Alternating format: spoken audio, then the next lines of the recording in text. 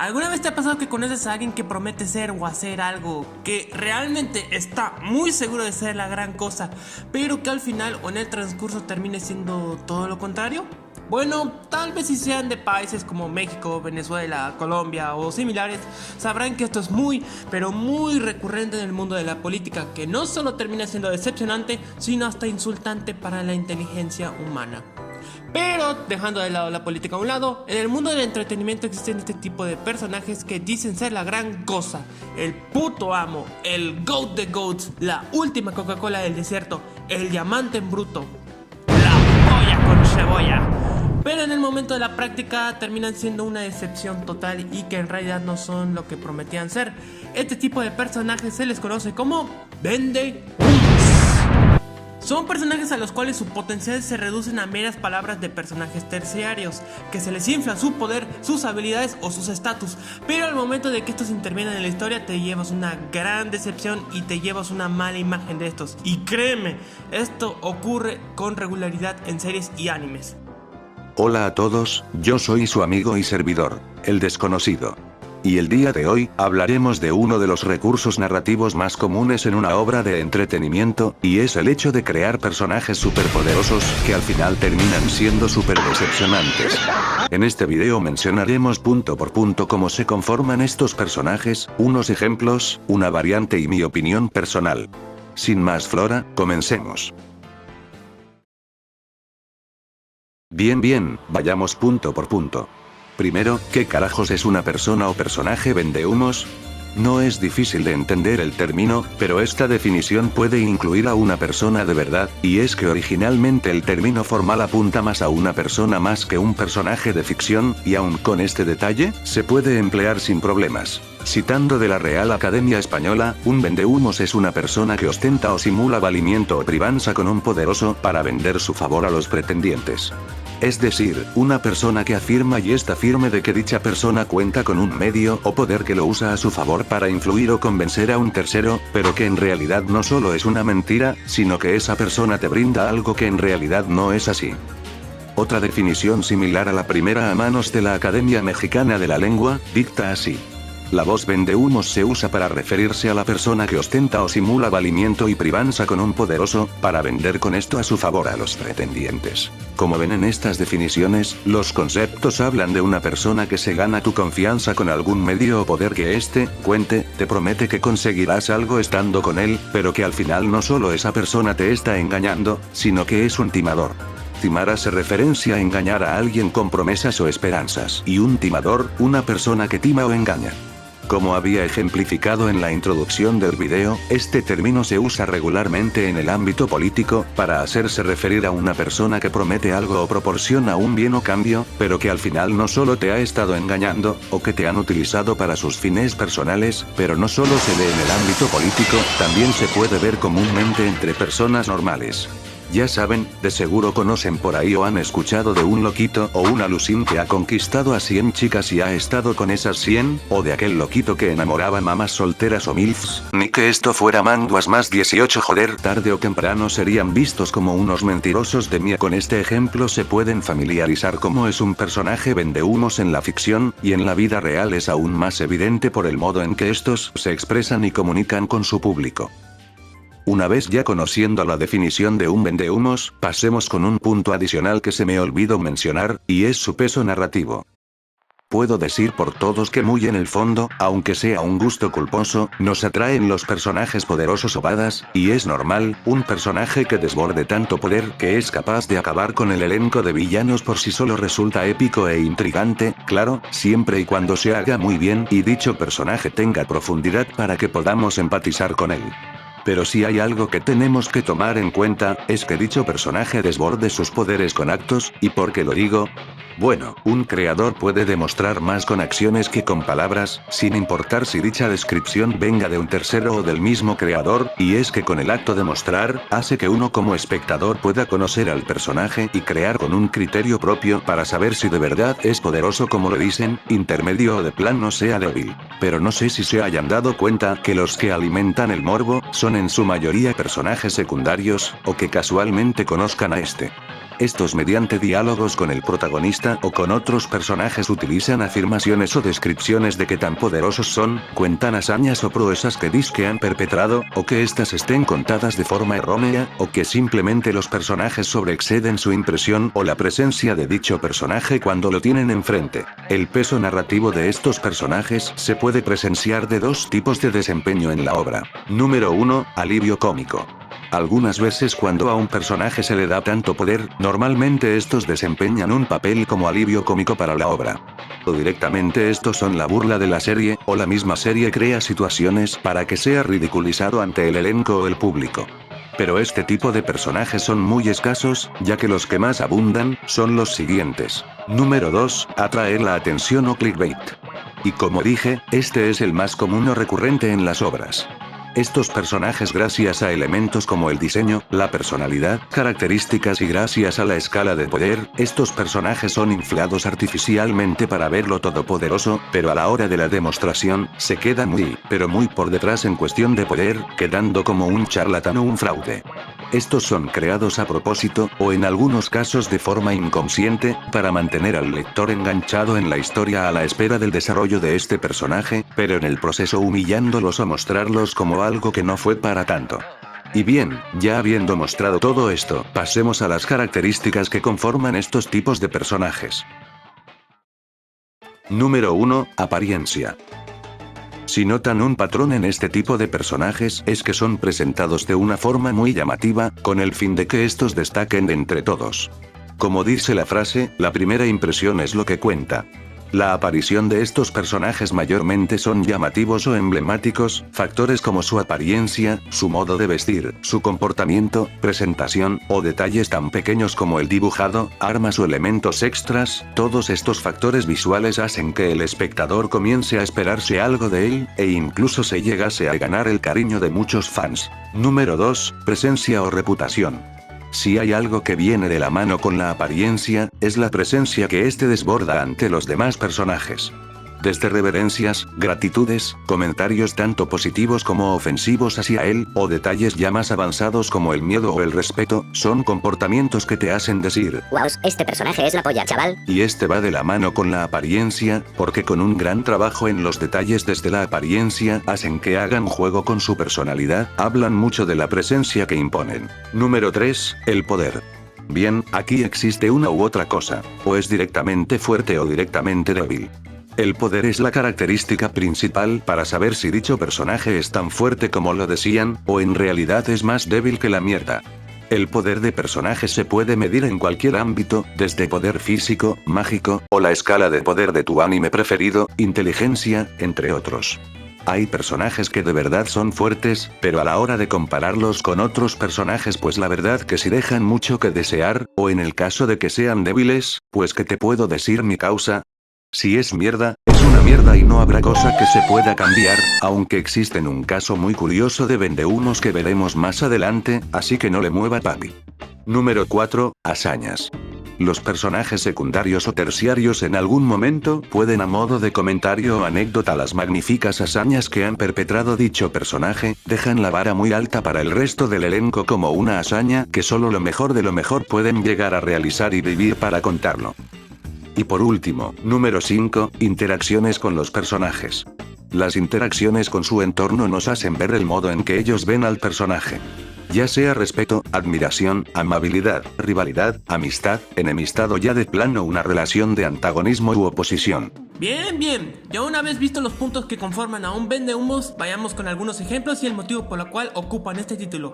Este listado mencionaré los más conocidos y algunos no tanto, y del por qué su poder y estatus está demasiado sobrevalorado, y de plano lo injusto o descarado de su desarrollo. Lo que pase primero. En fin, comencemos. Iniciando con Papá Ball. Ay, Dios mío. Tenemos al hijo de toda su puta madre, el pinche Gohan. Y me duele muchísimo esto, porque Gohan a través de todo Dragon Ball se le ha visto un desarrollo de personaje muy bueno, demostrando un gran potencial como guerrero, como también mostrando su lado más humano. Pero él siempre, pero siempre tiene que autosabotearse. o dos cosas, o es súper pacifista que no le gusta la violencia, o es el segundo hijo de puta más confiado. Estas dos dualidades que tiene hacen ver a Gohan como un personaje que es y que no es a su vez. O es súper fuerte pero que gracias a su actitud pacifista suprime todo su poder, o es poderoso pero con un ego tan alto que las circunstancias tarde o temprano lo van a terminar humillando. Podría decir que la versión más decente de esta es el Gohan de la saga de Cell. Claro, este también vacila a Cell, pero en el momento en el que Goku se sacrificó para llevar a Cell a otro lado, pues ahí es cuando Gohan muestra sus dualidades a la vez sin que una interfiera con otra. Y no voy a contar al Gohan del futuro, porque primero son dos contextos diferentes, y segundo, en el caso que tendría que compararlos, entonces también tendría que comparar al Trunks del futuro con el del presente. No solo es estúpido, sino hasta absurdo. Sasuke Uchiha. Desde hace mucho tenía ganas de hablar de este señorito. Trataremos de no dejarme guiar por mis sentimientos y seremos lo más objetivo posible. Sasuke Uchiha, ay Dios mío, es el personaje más famoso y emblemático de todo Naruto, por supuesto al lado del mismísimo Naruto, y no es sorpresa que Kishimoto tenga favoritismo con este personaje, o más bien a todo su clan en general. Y no me malentiendan, a mí en verdad me fascina muchísimo el clan Uchiha, sus poderes oculares, su historia, misterios e intriga, pero es muy evidente que son los favoritos del creador al otorgarles mucho poder y salvarlos de morir en muchas ocasiones. Pero el Sasuke de Shippuden es un megalómano y un charlatán cuando te pones a ver todas las peleas en las que ha participado. Veamos, Sasuke contra Orochimaru. Aquí sí fue una verdadera injusticia para el sabio de la serpiente. Gracias a su estado delicado de salud, fue este factor que le concedió la victoria a Sasuke. Si no fuera por este detalle, Orochimaru sin problemas lo habría vencido, gracias a su poder y a su conocimiento del Sharingan.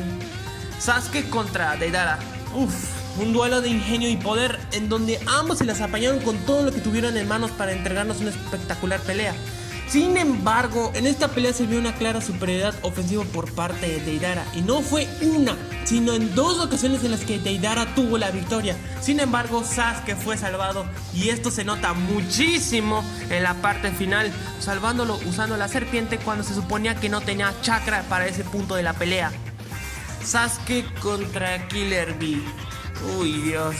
Si antes decía que Sasuke fue salvado 2 veces por el guión en la pelea anterior, aquí, ahora y en esta pelea no fue una ni dos, sino hasta 5 veces en las que Sasuke debió haber perdido por la clara superioridad ofensiva de Killer Bee. Si no fuera por Karin, Yugo, Suigetsu quienes salieron a ayudar a Sasuke, definitivamente él habría perdido desde el primer momento.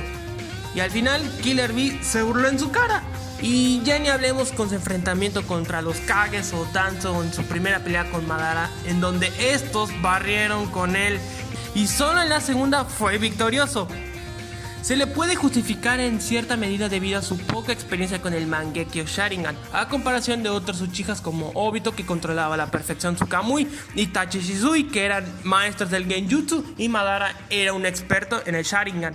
Sasuke no es débil, de hecho es fuerte, sino que su exceso de confianza provoca que dependa al 100% de su Mangekyo Sharingan, haciendo que flaquee en otros aspectos en donde sus rivales pueden llegar a tener la clara superioridad.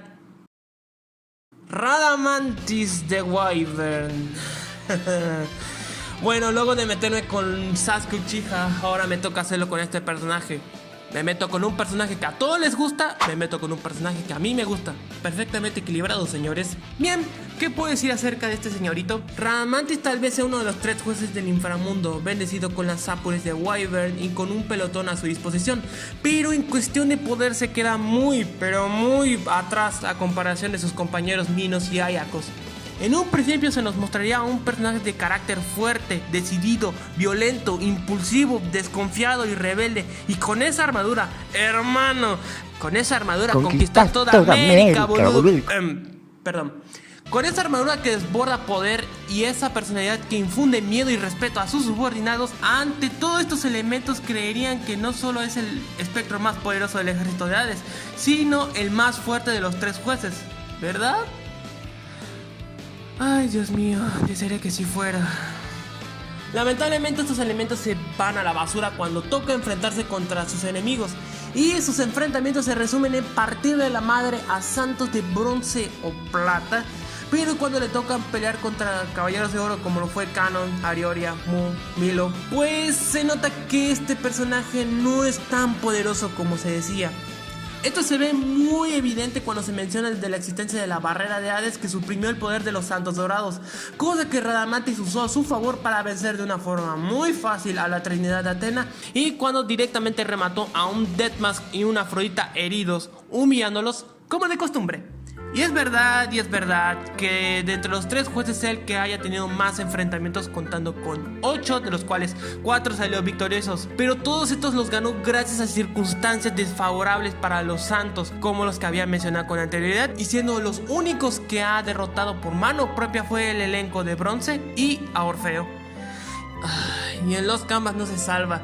Y es que este es peor que la saga de Hades, porque la mayoría termina o en empates o en derrotas, aun cuando porta la sangre divina de Hades. Estos son ejemplos de personajes que cuentan con diseños atractivos, poderes interesantes y personalidades destacables, pero de una u otra forma terminan muy mal parados ante sus fans a comparación de otros personajes. Pero, si existen personajes con expectativas altas, también existen personajes con expectativas bajas, conocidos como anti-vendehumos. Los anti-vendehumos son todo lo contrario de los vendehumos. Y no digo que sean feos o con personalidades desagradables por si se lo toman literal. Lo que sí son personajes que son vistos como débiles o enclenques, ya sea por su diseño o por motivos mencionados con anterioridad, pero en realidad son personajes con un gran poderío y que rompen las expectativas que se tienen ante ellos, sintiéndose como una cachetada que te cierra el hocico por los hábiles que son. Para citar algunos ejemplos rápidos para ir cerrando con este video, mencionaré solo los nombres. Yuta Okkotsu del One Shot de Jujutsu Kaisen. En Sensei ya contamos con varios, pero yo voy a elegir a Shun de Andrómeda y a Regulus de Leo, Muten Roshi de Dragon Ball, Sasaki Kojiro tanto de Shumatsu no Valkyrie como de Vagabond, Escanor, Yolin Kuyo, Kisuke Urahara, Tobi Obito, Pochita, el Chainsaw Devil, Subaru, Mob,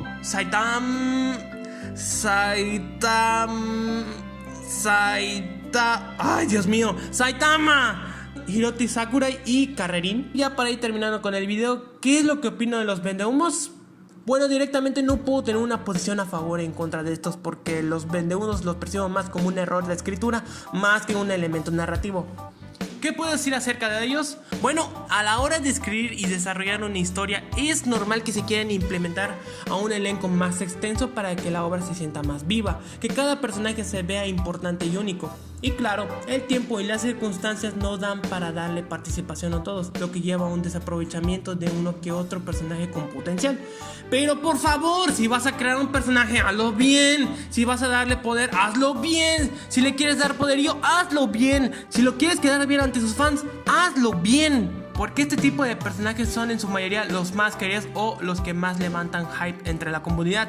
Y al verlos ser humillados aún cuando dicen que es el dios de dioses, pues termina siendo una experiencia muy desagradable y muy penoso. A veces este tipo de situaciones puede funcionar como comedia normal y en otras veces como comedia involuntaria. Pero en los casos presentados en este video se muestra que el guión o está de su lado o está en su contra. Cuando está a su favor, pues hombre, te quedas con tremenda cara de idiota al ver que tu disque personaje poderoso favorito en realidad es solo un bocazas y que hasta el puto perro de la esquina podría vencerlo. Y en el caso contrario, en el que el guión está en su contra, pues está muy X del asunto, hermano. ¿Y qué podemos hacer nosotros como espectadores? Bueno, en el caso de que se nos dé indicios de este tipo de personajes, así como vas a ir a ver una película de superhéroes, ve con las expectativas muy bajas. Así, si en realidad es un farsante, pues al menos no te llevarás la decepción. Como dijo Zendaya en No Way Home, si esperas decepcionarte, nunca terminarás decepcionado. Y ya, si el personaje resulta lo que es, pues festéjalo con los pibes y grítalo a los 4 vientos. Pero si aún así te aferras a dicho personaje, aun cuando es decepcionante, está bien, son tus gustos y nadie debería de juzgarlos. A menos que digas que yo no soy hasta. Si es así, prepárate para sufrir la mayor humillada que te pegará un usuario de internet, maldito cerdo asqueroso.